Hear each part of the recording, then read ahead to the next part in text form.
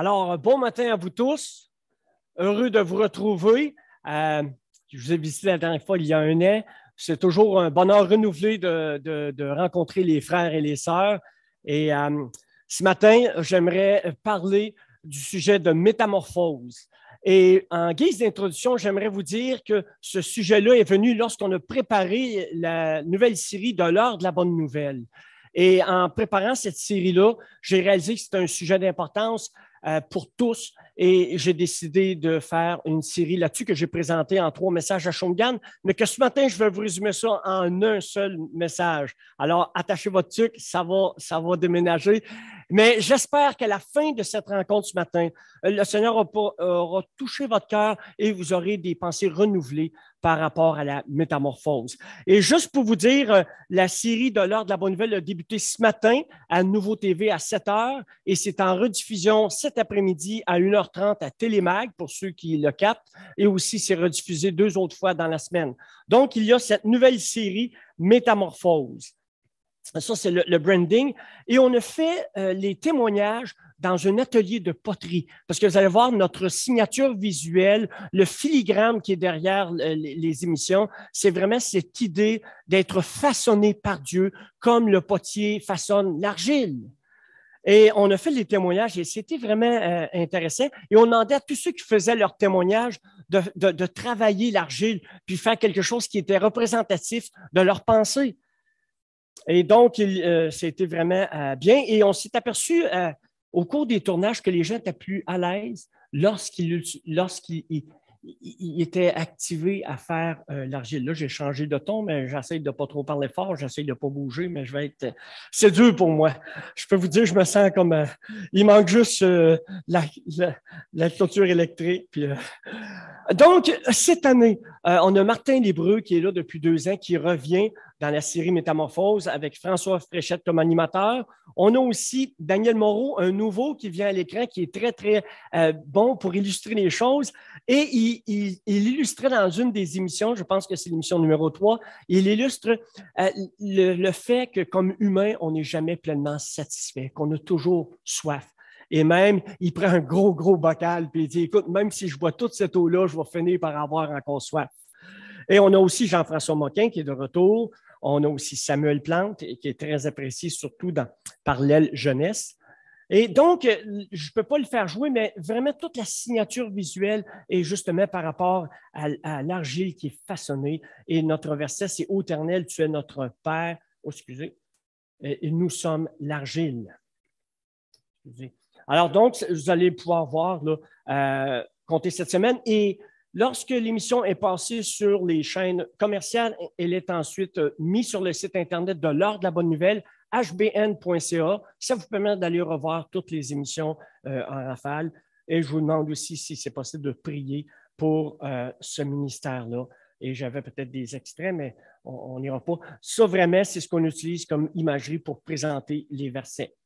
Alors, j'aurais pu présenter que veut dire métamorphose pour vous. On a fait un box pop là-dessus et j'ai été étonné de la qualité des réponses qu'on a obtenues. Et j'aimerais obtenir vos réponses ce matin. Ne soyez pas timides. Qu'est-ce que signifie pour vous le mot métamorphose? Est-ce que j'ai 3 volontaires? Oui. Wow, ça c'est bon. Si je serais à la Villa du Carmel, je tirerais les bonbons pour récompenser. Oui. Oh, j'aime ça. Soda d'affaires, vous êtes fort. C'est ça que j'avais dans le box pop. Ah oui, OK, d'accord. Oui, j'ai eu une absence momentanée. Alors, notre frère parlait de changement radical, notre frère a parlé de transformation. Et là, je vais traduire vos prochaines réponses. Évolution, oui, c'est bien. Ensuite? Oui. Oh, nouvelle nature, ça, c'est toute une métamorphose. Nouvelle nature, oui. Alors, je vais vous dire, oui, vas-y. OK, changement de direction radical. OK, c'est bon. Je vais vous lire maintenant ce que dit le dictionnaire concernant la définition. Transformation totale d'un être au point qu'il n'est plus reconnaissable. Et dans les synonymes, il y a transformation, changement, évolution, modification, mutation, transmutation, transfiguration, conversion, Avatar, ça, je ne sais pas ce que ça veut dire, mais en tout cas, c'est là. Donc, vous avez saisi que c'est l'idée d'un changement qui est radical. Et la parole de Dieu nous invite à vivre une transformation dans nos vies. Et c'est ce qu'on voit dans le texte de Romains chapitre 12 et au verset 2. Et donc, on voit l'invitation biblique à être transformé. Et ça nous dit dans le passage Romains 12, 2, « Ne vous conformez pas au siècle présent, mais soyez transformés par le renouvellement de l'intelligence afin que vous discerniez quelle est la volonté de Dieu, ce qui est bon, agréable et parfait. » Chacun d'entre nous, on a besoin d'apporter des changements dans plusieurs domaines de nos vies, n'est-ce pas? Si vous n'avez pas besoin d'aucune transformation, c'est dire que vous êtes rendu très, très près de la perfection et j'aimerais beaucoup être votre ami pour que ça puisse m'influencer dans le bon sens. Mais on a tous besoin des changements dans notre vie, puis on va voir que le Seigneur, c'est un processus dans lequel il nous insère dès la conversion. Moi, j'ai besoin de faire des changements au niveau de mon, comment je pourrais dire, mon éthique de travail, pas parce que je ne travaille pas, puis je suis paresseux, mais j'ai tendance, bon, moi, d'être franc, je suis workaholic, et je dois changer mes habitudes par rapport à ça. Je dois changer parce que c'est malsain pour ma vie personnelle et familiale. J'ai besoin aussi de changer par rapport à ma façon dont je peux aborder mon agenda. Et je réalise, mon professeur de time management, de gestion du temps m'avait dit, Guy, pour que tu puisses dire non à quelque chose, il faut qu'il y ait un oui plus fort au-dedans de toi. Et moi, j'ai beaucoup de difficultés. Si vous me dites, Guy, cet après-midi, tu as le choix de 2 activités, je vais vous poser la question, est-ce que je peux choisir les 2? C'est la seule chose qui n'a pas vraiment été transformée à ma conversion, peut-être à cause de mon passé, que j'ai passé par la noyade et que j'ai décidé que je voulais toute la vivre ma vie. Je la vis de façon assez intense. Et je me dis aussi que j'ai un seul tour de piste à faire sur Terre que le Seigneur me donne d'avoir et je voudrais être occupé à son service. Et je pense que c'est peut-être mieux que d'être occupé dans les choses que j'étais occupé avant ma conversion. Donc, on a besoin de changements dans nos vies.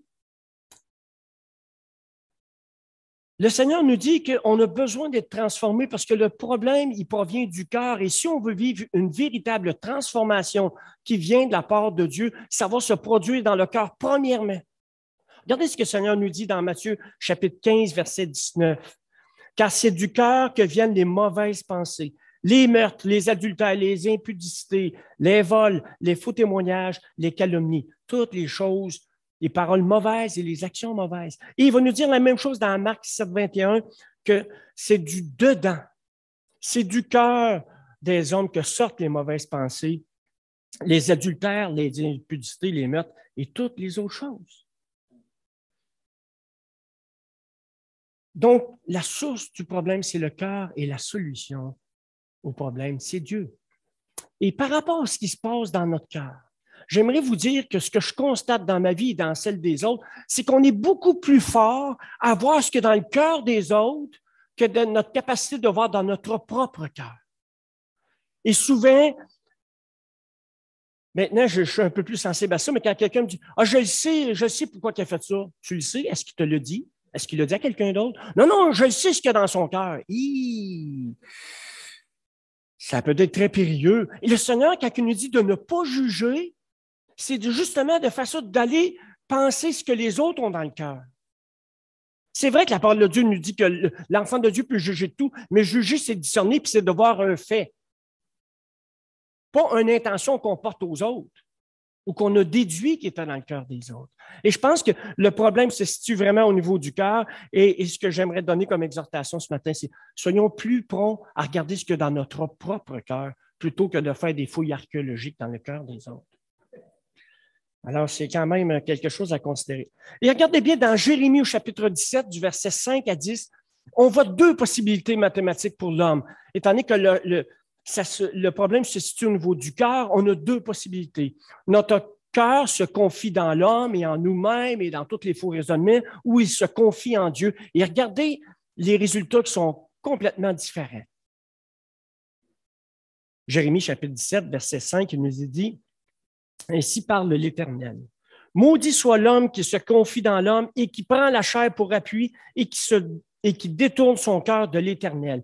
Il est comme un misérable. » Il semblerait que c'est un buisson épineux dans le désert. Et puis dans une autre tradition, ça dit un dénué. Alors, je pense que c'est un arbre qui est plus bonsaï que florissant. Il ne voit point arriver le bonheur. Il habite les lieux brûlés du désert, une terre salée et sans habitants. C'est pas très chic comme environnement. Parce que la personne a détourné son cœur de l'Éternel. Et j'espère que vous faites partie de la catégorie B, à partir du verset 7. « Béni soit l'homme qui se confie dans l'Éternel et dont l'Éternel est l'espérance. Il est comme un arbre planté près des eaux et qui étend ses racines vers le courant. Il n'aperçoit point la chaleur quand elle vient et son feuillage reste vert. Dans l'année de la sécheresse, il n'a point de crainte. Il ne cesse de porter du fruit. » Wow! On était invité à faire partie de cette deuxième catégorie-là. Et voici l'avertissement qui est donné à la fin de ces deux options-là. Ça dit, « Le cœur est tortueux par-dessus tout. Il est méchant, qui peut le connaître? Moi, l'Éternel, j'éprouve le cœur, je sonde les reins pour rendre à chacun selon ses voies, selon le fruit de ses œuvres. » Selon nos pensées, selon où est notre cœur, ça va déterminer nos actions, nos paroles, et ça va déterminer nos œuvres sur lesquelles on devrait être jugé un jour, nous tous. Le cœur est tortueux par-dessus toute chose, et ce que je réalise dans ma vie, c'est que aussi notre cœur est tortueux et que notre justice, plusieurs d'entre nous, on a tout le temps soif de justice, mais il y a une très, très grande différence entre notre justice, celle qu'on perçoit, et celle de Dieu. La justice de Dieu est infaillible. Notre justice est teintée de nos idées, de nos convictions personnelles. Pour illustrer le fait que notre cœur ne va pas dans la bonne direction, que les pensées qui émanent de notre cœur sont mauvaises, la Bible nous dit que quand on pêche, quand on manque la direction de Dieu, quand on manque l'œuvre de Dieu dans nos vies, quand on manque le plan de Dieu dans nos vies, c'est qu'on manque la cible. Et le terme dans l'Ancien Testament qui nous parle de manquer la cible pour nous parler du péché, c'est le mot « ata ». Et le terme « ata », ça veut dire manquer la cible. J'ai emmené mon arc et ma flèche, mais je ne le sortirai pas ce matin. Mais j'avais amené un arc et une flèche pour démontrer l'importance de viser la cible et que si on n'atteint pas la cible, ça peut être catastrophique. Je voulais demander à Luc de mettre une pomme sur sa tête et j'aurais visé avec la flèche. Mais parce que je n'étais pas sûr de vos assurances et que je manquais d'assurance, j'ai décidé de ne pas le faire. Mais j'aimerais juste vous dire que viser la cible, c'est non seulement viser d'atteindre les standards de Dieu, les standards moraux, de faire le bien, de respecter les 10 commandements, mais c'est non seulement notre manière de vivre qui est question, mais c'est la raison de vivre qui doit être Dieu. La cible doit être Dieu lui-même.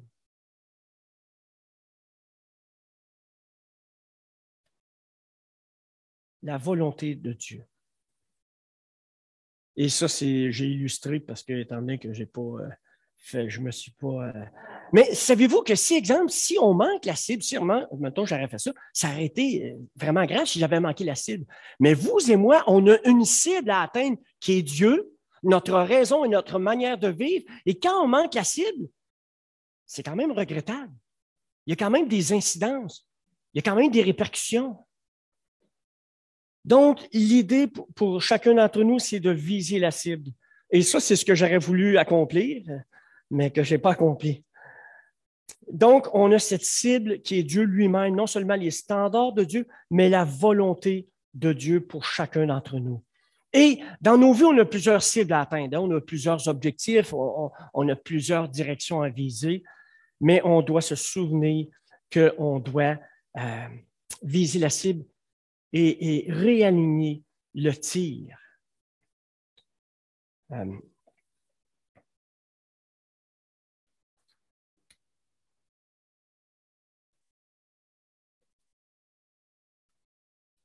quand on manque le tir, il est toujours possible de réaligner le tir.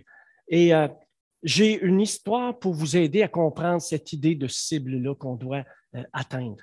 Et j'aimerais aussi dire qu'il est toujours possible de réaligner le tir dans nos vies. Mais j'aurais une anecdote à vous raconter là-dessus. Mais pour bien comprendre l'histoire de la cible, je vais vous donner une illustration que notre ami Samuel Plante utilise dans une des émissions de l'heure de la bonne nouvelle. C'est l'illustration d'une relation négligée. C'est l'histoire d'une mère monoparentale qui a décidé d'enseigner à son fils les bonnes manières, à être travaillant, honnête et faire de son mieux, aider les pauvres. Et avec son peu d'argent, cette mère-là a décidé de payer des études à son fils. Parce qu'elle voulait qu'il puisse avoir des possibilités, des opportunités dans la vie. Et le fils a eu son diplôme. Et il a continué à être un bon garçon, aider son prochain, à être généreux, à être patient, à être pacifique, tout le kit. Mais une fois que son diplôme a été obtenu, il a presque pu parler à sa mère. Il lui a envoyé une carte à Noël, il a envoyé une carte à sa fête, répondait pas au texto, répondait pas au téléphone. Quel est le problème selon vous?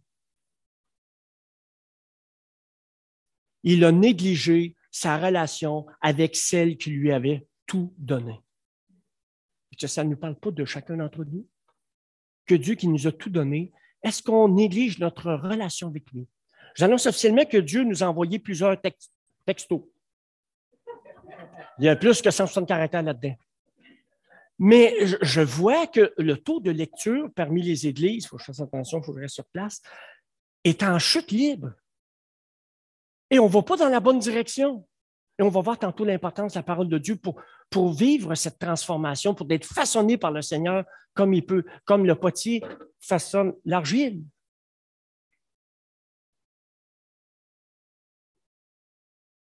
Et il est toujours possible de réaliser le tir.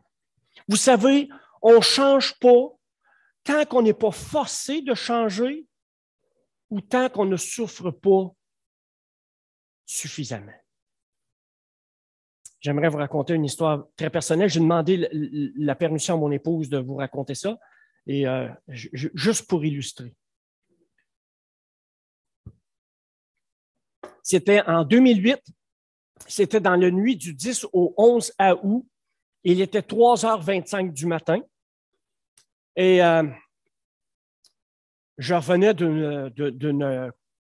d'une campagne d'évangélisation à Québec, 11 jours avec des spectacles, distribution de 400 000 évangiles de gens, des déjeuners de l'espoir, une collecte de sang, exposition, 7 congrès d'église. C'était impossible d'en mettre plus, je pense. C'était un marathon de la mort, que je peux dire. Mais étant donné que j'ai beaucoup d'énergie, j'avais réussi à passer les 11 jours. Mais là, ce soir-là, j'étais fatigué, je pense que c'est correct. Puis je ne dormais pas, mais ma femme ne dormait pas non plus. Puis à 3h30 du matin, elle s'assit carrée dans le lit. Elle dit, moi, je ne suis plus capable. Plus capable de dormir, plus capable de respirer. Elle dit, non, moi, je ne suis plus capable de cette vie-là. Et soudain, je vous en parle, j'ai encore des frissons, ça m'a tellement marqué de voir la détresse de ma femme. Soit dit en passant, ma femme, elle vivait une dépression, mais je n'étais pas assez intelligente pour m'en apercevoir. Je trouvais qu'elle parlait d'un drôle de langage d'un point. J'étais concentré dans le travail, sur la mission, et j'avais négligé mon épouse. Je vous le dis à ma honte, mais je peux vous dire qu'à partir de ce moment-là, ça l'a changé, puis drastiquement. Vous savez, moi, j'étais parti sur une impression, pas sur une impression, sur un deal que j'avais fait avec mon épouse. Elle m'avait dit, quand on a commencé à se fréquenter, elle dit, je le sais que Guy, tu aimes le Seigneur, tu veux servir le Seigneur, fait que moi, je voudrais être un appui pour toi, puis jamais je vais t'empêcher de servir le Seigneur. Puis je suis prête à payer le prix, quel qu'en soit le prix. Mais dans cette nuit-là, du 10 au 11 août, elle me dit, Guy, je ne suis plus capable de payer le prix. Puis le message qu'elle m'envoyait, c'est que moi, je disais, ah ben Denis, je vais faire ça pour le Seigneur. C'était malsain parce qu'elle ne peut pas compétitionner contre le Seigneur, vous comprenez? Et là, je peux vous dire de quoi qu'il y a eu un changement qui a été radical. J'ai dit non, c'est pas vrai que je vais perdre mon mariage, c'est pas vrai que je vais laisser ma femme comme ça. J'étais tellement triste là, que ce que j'ai dit, si je me souviens bien, c'était un des deux. Là. Je ne me trompe pas entre les deux. Il était question de mort. Je pense que j'ai dit à Dieu, OK, Dieu, je suis tellement innocent, puis de voir ma femme souffrir de même, tue-moi. On va régler ça tout de suite. Fais-moi faire une crise cardiaque déjà là. Ou ben non, j'avais peur qu'il me tue, qu'il me fasse faire une crise cardiaque. Là, j'ai de la misère, tu sais, ça fait quand même 12 ans, mais c'était un des deux. Ou peut-être les deux. À partir de ce moment-là, il y a eu un changement radical. Que je serais prêt à servir le Seigneur, mais pas au prix de la santé de mon épouse. Et je me souviens, le matin, j'avais reçu un téléphone de quelqu'un qui dit « Écoute, Guy, tu n'es pas arrivé à Québec? Non, je n'irai pas aujourd'hui. » Non, il dit « Tu ne comprends pas, il faut que tu viennes à Québec parce que là, tout le monde me laisser tomber, il ne faut pas que tu me laisses tomber. » Il dit parti du groupe ce matin. Il dit « Non, tu ne comprends pas, il faut que tu viennes. Non, tu ne comprends pas, il faut que je m'occupe de ma femme. » Et à partir de ce moment-là, il y a eu un changement dans ma vie. Je ne suis pas le candidat parfait à Claire Lamarche pour l'homme modèle de l'année. On va mettre les choses claires, mais il y a eu un changement. Mes enfants l'ont remarqué. Ils ont dit, on ne sait pas ce qui se passe avec Peg, il a changé. Ben moi, je savais pourquoi je changeais. Gloire à Dieu, mais vous comprenez ce que j'essaie de dire? Pourquoi est-ce qu'on attend tellement avant de changer? Je me permets de raconter une autre histoire d'un couple que je suis présentement où la femme avait décidé de quitter le mari, de se séparer. Et le mari, il souffrait, il s'est dit, mais comment j'ai été innocent? Il dit, je m'aperçois que la chose la plus précieuse au monde, c'était ma famille, puis je suis en train de la perdre. Et vous savez quoi? Ça fait maintenant 12 semaines. Il y a un changement drastique dans la vie de ce jeune homme-là qui est dans la 30 quelque. Mais pourquoi il a décidé de changer? Parce qu'il était forcé de changer. Et là, Dieu est en train de faire un travail vraiment extraordinaire. Il est en train de retomber en amour vraiment avec sa femme, puis il est prêt de vivre un Corinthiens 13. Puis écoutez, là, j'ai rarement vu quelqu'un changer comme ça. Lui, il est vraiment métamorphosé. Mais pourquoi est-ce qu'il a fallu attendre ce drame-là? Et ça me donne l'espoir pour vous dire que c'est toujours possible de réaligner le tir. Cet homme-là est en train de réaligner le tir, son épouse aussi. Ça ne veut pas dire que c'est gagné d'avance. Ils ne sont pas venus ensemble, mais ils sont en train de faire les bonnes choses. Ils sont en train de se laisser transformer par Dieu. Et le conseil que j'ai donné à ce jeune homme-là, j'ai dit, il faut que tu t'approches de Dieu et c'est Dieu qui va te transformer. Ce n'est pas ta volonté humaine, parce que la volonté humaine, ça dure juste un moment. Tandis que quand Dieu fait un travail dans nos vies, il veut qu'il devienne permanent. Ça fait toute la différence du monde, frères et sœurs. Et dans la parole de Dieu, le meilleur conseil qui nous est donné, c'est de demeurer en lui. Vous savez, dans le monde d'aujourd'hui, on nous dit « occupe-toi de toi ». La Bible nous dit « occupe-toi de lui ». Puis check bien la différence. Je vais y revenir un peu plus tard. Ça dit donc « demeurez en moi et je demeurerai en vous ». Je vais vous citer J.C. Ryle qui dit « un vrai chrétien n'a pas seulement une conscience en paix, mais il mène un combat intérieur pour être saint et irréprochable. Un glorieux combat contre le monde, la chair et le diable qui fait rage en nous. C'est l'un des signes les plus manifestes de notre union avec lui. Si on dit qu'on est en lui, que nous, tout va bien, tout est parfait, qu'on n'a pas besoin d'être changé, qu'on n'a pas besoin d'être métamorphosé, on a un problème et on devrait appeler Houston. Ou mieux que ça, prier. Donc, des changements personnels significatifs prennent place lorsque nos désirs de transformation correspondent aux objectifs de Dieu et non à nos objectifs. On a tendance à prier, Seigneur, au lieu de dire, Seigneur, que ta volonté soit faite, c'est Seigneur, que ma volonté soit faite, n'est-ce pas? Et je n'aurai pas le temps d'aller tout en détail, mais dans 2 Pierre, chapitre 1er, verset 3 à 11, je vais laisser le PowerPoint si vous voulez l'avoir, mais ça dit quelque chose. Sa divine puissance nous a donné tout ce qui contribue à la vie et à la piété, et je pourrais dire la transformation, si je fais résumer. Puis regardez lesquels nous assurent de sa part les plus grandes et les plus précieuses promesses. Ce n'est pas la parole de Guy Bourassa ce matin, c'est la parole de Dieu qui vous est adressée. Et ça dit, on a 2 choses à faire. Fuir la corruption, puis faire tous nos efforts pour mettre les vertus chrétiennes dans nos vies. Et ça dit, mais celui en qui ces choses ne sont point, ces vertus chrétiennes-là qui sont question de la science, la tempérance, la patience, la piété, l'amour fraternel et le véritable amour, si on a oublié ces choses-là, on est aveugle, on a mis en oubli la purification de nos péchés.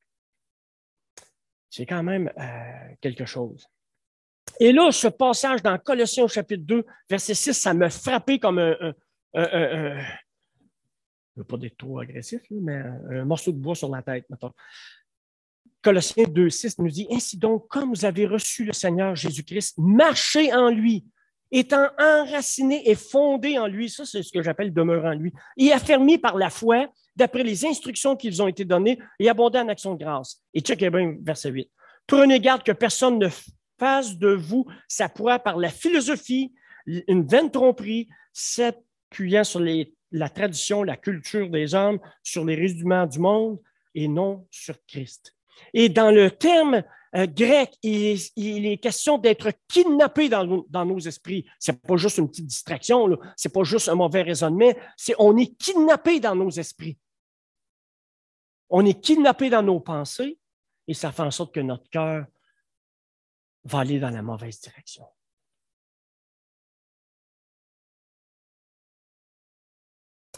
Un deuxième passage que je veux voir dans Colossiens dans 2 Corinthiens, chapitre 3, verset 18, il dit « Nous tous qui, le visage découvert, contemplons comme dans un miroir la gloire du Seigneur, nous sommes transformés à la même image, de gloire en gloire, comme par l'Esprit, le Seigneur, l'Esprit. » Si je me souviens bien, avant ça, il est question du voile qui est ôté lorsque la conversion. Puis là, il dit, maintenant, on contemple sa gloire et nous sommes transformés. Et encore là, dans le thème original, c'est le terme transfiguré. Quand tu es transfiguré, là, je vous annonce officiellement que tu es en métamorphose solide. C'est le programme de Dieu pour tout le monde. Puis, j'aimerais juste faire une parenthèse parce qu'on a reçu un commentaire là, de la Bonne Nouvelle que je trouvais qui était quand même approprié. Il dit, écoutez, là, vous parlez de métamorphose, puis il y a des gens qui ont des témoignages, ils tuaient, ils buvaient, ils violaient les personnes, puis là, ils ont arrêté de faire ça, puis là, vous dites qu'il est métamorphosé. Il y a d'autres sortes de métamorphoses que celle-là, puis c'est vrai. Moi, au camp d'été, quand les jeunes filles disent, écoute, moi, voici, j'ai mis ma confiance en Dieu, mais je ne buvais pas, je ne sacrais pas, je ne prenais pas de drogue. Je ne me mettrais pas à sacrer et à prendre de la drogue, vous comprenez, c'est pour être transformé. Il y a un bout de sa vie qui n'a pas besoin de transformer, mais on a tous besoin d'être transformés spirituellement, d'être transformés à la même image que le Seigneur Jésus. Vous comprenez? Tu sais, des fois, on voit une métamorphose. Tu sais, oui, peut-être qu'on était méchants avant notre conversion, peut-être qu'on n'avait pas suivi les conseils de Dieu, les commandements de Dieu, mais quand même. Moi, je fais partie de ceux qui ont eu un ouragan dans ma vie. Mais aujourd'hui, je réalise que la transformation que Dieu veut faire est bien au-delà des choses que j'ai arrêté de faire quand j'ai été converti. Comprenez? Ça fait toute la différence du monde. Donc, on a tous besoin d'être transformés par le Seigneur. Et le processus de changement, c'est quand on se dépouille du vieil homme et qu'on révèle l'homme nouveau qui est selon l'image de celui qui l'a créé. Vous et moi, on a été créés à l'image de Dieu et dans nos vies, on a deux choix. D'être une copie très, très délavée de l'image de Dieu, pratiquement méconnaissable, ou être au diapason de l'image de Dieu, de refléter son image, de refléter sa gloire. C'est vraiment le défi qu'on a pour nos vies. Et là, j'aimerais citer ça du livre « Changer vraiment comment » à la page 45. Ça a marqué beaucoup de personnes, ça m'a marqué moi-même. Checkez bien ce que ça dit. Est-ce que Jésus est votre thérapeute ou votre rédempteur? OK? S'appuyer sur Jésus pour les bonnes raisons, les bons motifs. Regardez bien ça. Thérapeute, il comble les besoins que je lui présente. Cette méthode transforme subtilement Jésus en celui qui comble mes besoins et mes lacunes, tel que moi je l'ai défini. Elle change l'amour de Dieu en un concept uniquement destiné à me servir. La repentance de notre rébellion et le péché contre Dieu sont minimisés ou même ignorés. Parce que tout ce qu'on est préoccupé, c'est d'être bien dans notre peau. Nous transformons Jésus en quelqu'un dont le but ultime est que nous nous sentions bien dans notre peau.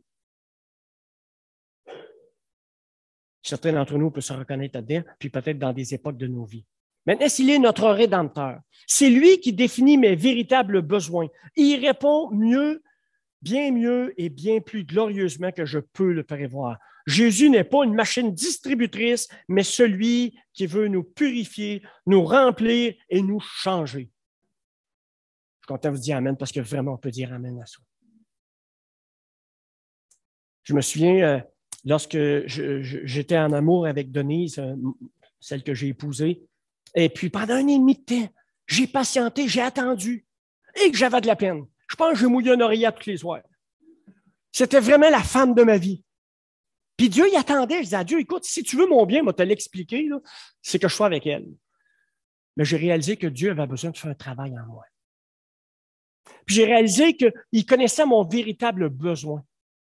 Et quand c'est arrivé d'une façon magistrale, puis c'est arrivé au-delà de tout ce que je pouvais penser, imaginer, comment c'était beau, comment c'était, je dirais, romantique, comment j'ai vu la main du Seigneur agir. C'était digne des films d'Hollywood. Mais moi, dans mon impatience, j'avais décidé que c'était pour mon bien, que je voulais que ça se passe de telle façon. Et ça s'est passé complètement différent que ce que j'avais anticipé. Puis gloire à Dieu, parce que c'était quelque chose de précieux que je me souviens encore aujourd'hui, puis que je vais emmener avec moi dans la tombe. Donc, comment est-ce qu'on voit Dieu? Comment est-ce qu'on voit le Seigneur? Est-ce que c'est notre thérapeute ou c'est notre Rédempteur? Et on va voir tantôt l'importance de la croix. La parole de Dieu nous dit, mettez en pratique la parole, ne vous bornez pas à l'écouter, vous trompant vous-même par de faux raisonnements. La parole de Dieu peut purifier nos pensées, peut purifier nos esprits. J'ai mis les notes que je vais me permettre de vous lire. La parole de Dieu ne se contente pas de transmettre des informations, elle crée la vie. Croyez-vous ça? On dit que c'est une parole vivante.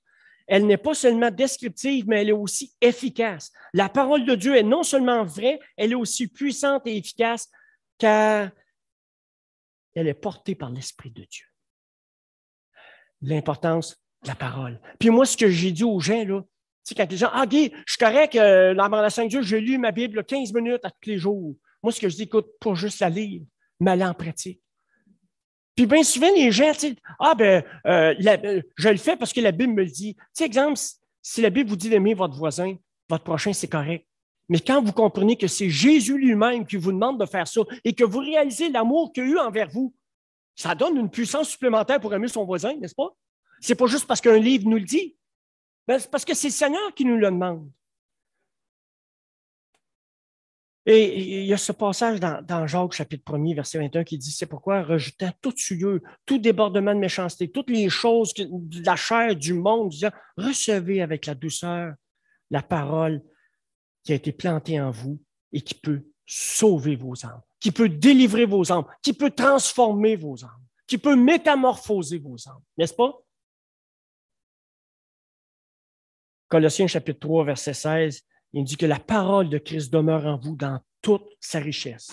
Et ensuite, il dit, instruisez-vous, exhortez-vous les uns les autres en toute sagesse par des psaumes, des hymnes, des cantiques spirituels, chantant à Dieu dans vos cœurs en vertu de la grâce. Ce que j'ai aimé ce matin, je vous ai calculé 25 minutes la louange. Et vous savez, dans la louange, on a déclaré les vérités de la Bible. Puis je me dis, ça fait effet.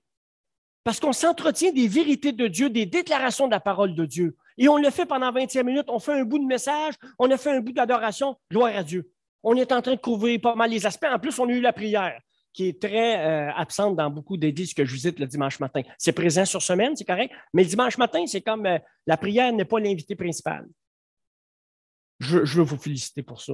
Puis, je ne veux pas d'être, comme on dit, têteux. Si je le dis, c'est que je le pense. Ceux qui me connaissent savent que si je dis quelque chose, je le pense. Si je ne le pense pas, je ne le dis pas. Je me garde une petite gêne. Mais je voudrais vous féliciter pour ça, pour l'ensemble du programme. Puis je vous prie de me croire, je le fais d'un cœur sincère. Ensuite, la parole de Dieu, il nous est dit qu'on est régénéré par sa parole, qui est vivante et permanente. Et ça nous dit dans 1 Pierre 1, 23, puisque vous avez été régénérés, non par une semence corruptible, mais par une semence incorruptible, par la parole vivante et permanente de Dieu.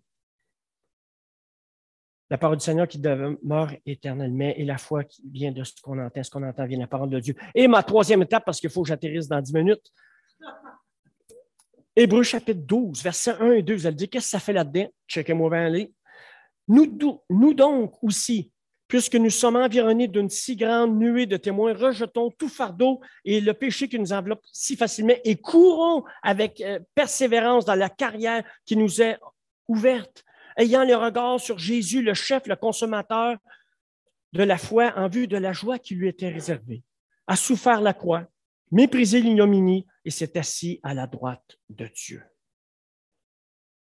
Comme j'ai parlé ce matin, ça commence déjà dans le cœur. Et dans Romains, chapitre 1, verset 21, ceux qui ont décidé de ne pas se confier en l'Éternel, de se confier en eux-mêmes et dans le monde et toute sa philosophie et tous les faux raisonnements, les gens se sont égarés dans leurs pensées et leur cœur sans intelligence a été plongé dans les ténèbres. Et dans Genèse, au chapitre 6, verset 5, le Seigneur il dit, toutes les pensées de leur cœur, en parlant des humains, se portent chaque jour uniquement vers le mal. Et il nous dit au Ésaïe 65, 2, il dit, j'ai tourné mes mains vers ce peuple-là toute la journée, vers ce peuple-là rebelle qui marche dans une mauvaise voie au gré de ses pensées. Voilà le problème. Et on chante souvent, connais-moi, sonde-moi, ô Dieu, connais mon cœur et connais mes pensées. Quelles sont nos pensées ce matin? Il nous dit que la parole de Dieu qui est vivante et efficace, elle juge les sentiments et les pensées de nos cœurs. Et voici comment ça... Moi, je me disais, c'est-tu les pensées qui influencent le cœur? Mais la Bible nous dit que les mauvaises pensées viennent du cœur. Et ces pensées-là viennent dans nos esprits, dans nos âmes, et ensuite, ça se transfère en paroles, en actes, et ensuite, on a le fruit de nos actions qui sont pour notre gloire personnelle, pour notre désastre personnel ou pour la gloire de Dieu. Et j'ai une illustration pour vous ce matin. Bougez pas, je reviens tout de suite. Okay? Quels sont ceux qui connaissent ça? Je vais essayer de le montrer. Levez la main. Vous venez juste de trahir votre âge. Alors, ça, c'est un tape cassette. Et dans nos têtes, là, il y a des pensées qui tournent tout le temps. OK? Puis, on a plusieurs sortes de pensées. Il paraîtrait que on a 60 000, ça peut aller jusqu'à 60 000 pensées qu'on peut avoir dans la même journée. Ça, c'est pour les hyperactifs post-terminales comme moi. Mais l'idée, là, pendant le temps que je vous parle, vous m'avez regardé, vous regardez le PowerPoint, vous pensez à quelque chose d'autre, vous voyez le voisin, on est bombardé de pensées. 60 000 pensées. Et pour ceux qui sont plus jeunes, j'ai pensé à vous, c'est votre playlist. Parce que dans notre tape cassette, on a le choix de faire jouer 4 sortes de cassettes. Je les ai emmenées avec moi. Checkez bien ça. Et dans des églises que j'ai faites, j'ai pris des jeunes pour montrer que c'était long, ces affaires-là. J'ai fait dérouler des bobines. Mais là, ça a fait un chaos dans l'église. Je ne le fais pas ce matin. Écoutez, on a 4 choix. Vous écoutez la chair, vous écoutez le monde, vous écoutez le diable. Ça, c'est des cassettes qui peuvent jouer dans votre tape cassette. Ou bien non, Dieu. Et là, j'ai mis Colossiens ici. L'idée, donc, il y a des pensées constamment dans nos esprits. Et qu'est-ce qu'on fait avec ces pensées-là? Écoutez, pour vous dire que les pensées influencent nos vies, influencent nos actions. Ils ont fait une étude scientifique à l'Université de New York. Ils ont fait un test, je pense qu'il y avait 10 000 participants. Et là, ils ont pris 2 groupes contrôle qu'on appelle, parce que quand on fait une recherche marketing ou une recherche scientifique, il faut isoler tous les facteurs le plus possible. Fait qu'ils ont pris plusieurs groupes et là, ils ont divisé le test en 2. Dans un premier temps, les gens ils étaient dans des classes, ils avaient écrit à terminer des phrases dont il y avait des blancs, des espaces blancs. Et là, subtilement, c'était à peu près le même test pour les 2, mais il y avait un petit bout que c'était un petit peu plus à tendance agiste. C'est un peu plus vieux, fatigue, retraite, des affaires de la main. Puis là, c'est un petit peu plus jeune. Et là, à la moitié du test, ils ont changé les 2 groupes de contrôle. Et c'est là que l'étude scientifique a débuté. Ceux qui avaient eu d'inculquer dans le texte, d'une façon spéciale, les choses qui étaient plus reliées à l'agisme, ont pris plus de temps pour se déplacer d'un endroit à l'autre que les autres. Et ils ont fait le test à l'envers. Et ça marchait. Si je vous dis ça, c'est pour vous dire qu'à travers tout ce qu'on entend, à travers toutes les pensées qui traversent nos esprits, qui entrent dans nos cœurs, Des fois, c'est très subtil, mais ça a une influence. Les pensées qu'on laisse entrer dans nos esprits vont déterminer notre vie. Ah, c'est quand même quelque chose, hein? Et pour les jeunes, c'est votre Spotify, changez, s'il vous plaît. Donc, mon message, c'est change la cassette. Tu as 4 choix. Ta chair, le monde, le diable ou sa parole. Le contrôle de nos pensées. Et regardez bien ce que j'ai lu. John Acuff a fait un livre qui s'appelle Soundtrack. Il parle de toutes ces pensées-là, des phénomènes, et ses filles ont fait playlist pour que ça soit plus ado. Mais vraiment, je ne sais pas si le gars est chrétien, mais ce que je sais que dit, ça fait du sens, puis on peut faire un parallèle avec nous pour l'Évangile. Regardez, il dit, nous avons tendance à penser que les pensées sont à l'extérieur de notre contrôle, qu'on est victime des pensées. Il dit, les pensées viennent par choix et non par chance. Wow! Oh, OK. La clé de l'état de l'esprit est de passer plus de temps à se parler qu'à s'écouter. Ça, là, je ne pourrais pas l'expliquer ce matin, mais c'est quand même c'est spécial. Parce que quand même, on se parle à nous, là, puis ce n'est pas un signe de folie, là, on se parle à nous-mêmes. Bon, puis des fois, on a des drôles de conversations, mais quand même. Il dit, quand vous aurez compris ou découvert la puissance des bandes sonores, vous allez les entendre partout. Les bandes sonores, il y a des bandes sonores qui reviennent toujours en boucle. Et des fois, c'est des bandes sonores qui sont toxiques, qui sont truffées de mensonges. Et ça nous accorde et ça revient toujours en boucle. Les jeunes enfants qui ont eu des commentaires désobligeants de la part de leurs parents, qui étaient nocifs et toxiques, vont garder ça toute leur vie. Parce que ça va toujours jouer en boucle. Et John Acuff, ce qu'il disait, il dit, le truc, c'est d'enlever ces mauvaises cassettes-là, puis les remplacer par les bons messages et de faire jouer ces nouveaux messages-là en boucle pour que ça devienne votre nouveau soundtrack et tellement que ça va devenir le soundtrack habituel. Donc, on enlève les mauvaises pensées, ceux qui ne viennent pas de Dieu, on les remplace par les pensées de Dieu et on les remplace d'une façon continuelle, de façon à ce que ça devienne notre nouveau soundtrack. Et je vous dis, pensez à ça. Et je m'en allais en auto cette semaine, je voyage beaucoup, puis là, je me disais, ouais, OK, là, tu sais, exemple, je fais jouer de la musique, parce que quand même, je revenais de Bécomo, c'est un peu long, de chez nous, c'est à peu près 700 km.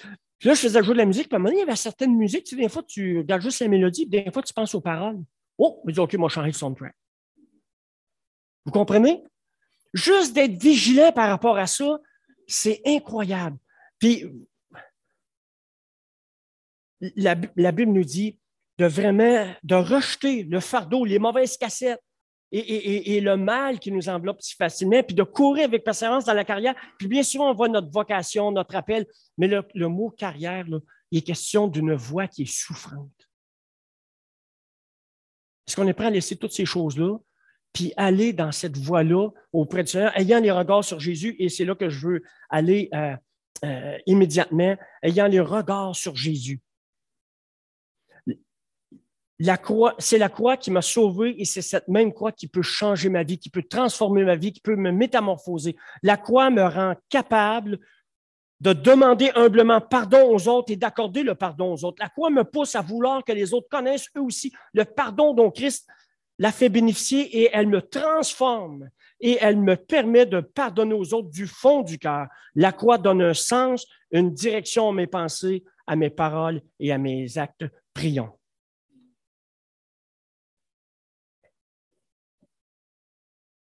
Seigneur Dieu, Père Céleste, ta parole nous dit qu'on a besoin d'être transformés à la même image que toi, qu'on a besoin d'être transfigurés. Puis c'est vrai, Seigneur, parce qu'on est tellement déformés.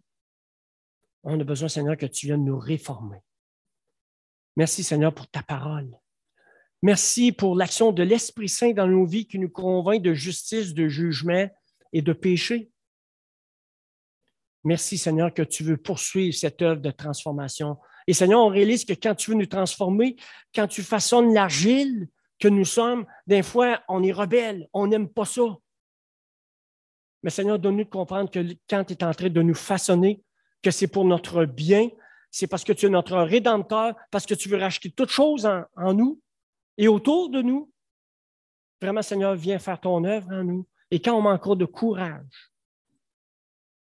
viens ranimer notre foi, même si on ne comprend pas ce que tu es en train de faire, à travers la souffrance qu'on peut vivre et à travers la souffrance que les autres vivent autour de nous. Vraiment, Seigneur, aide-nous à comprendre que ce que tu fais dans nos vies, ce que tu permets dans nos vies, que ce qui compte pour toi, c'est l'issue finale. Et merci, Seigneur, pour le fait qu'un jour, tu vas nous transformer complètement avec un nouveau corps glorieux qui n'aura plus de maladie, plus d'infirmité, plus aucun problème. Merci, Seigneur, que ce qui nous atteint, la fin de notre parcours, c'est cette métamorphose suprême et ultime que toi seul tu peux faire, Seigneur Jésus. Et tu vas nous emmener dans une terre et un ciel qui va être métamorphosés. Seigneur, on veut te remercier. Donne-nous de jeter les regards, d'avoir les regards sur toi, Seigneur Jésus, sur ton œuvre à la croix et aussi sur ce salut que tu nous as acquis pour cette éternité que tu places devant nous où on va être dans ta présence pour l'éternité. Seigneur, on vit trop souvent d'une façon inconséquente dans nos vies. On te demande pardon, Seigneur, pour ça. Mais Seigneur, merci que tu es le Dieu de gloire, que tu es le Dieu de pardon, de bonté, de miséricorde et de paix et que tu veux faire un travail en nous. Seigneur, notre prière ce matin, avec peut-être manque de courage, mais on veut le dire quand même. Seigneur, viens nous transformer, viens nous métamorphoser pour ta gloire, Seigneur Jésus. Amen. Merci de votre attention.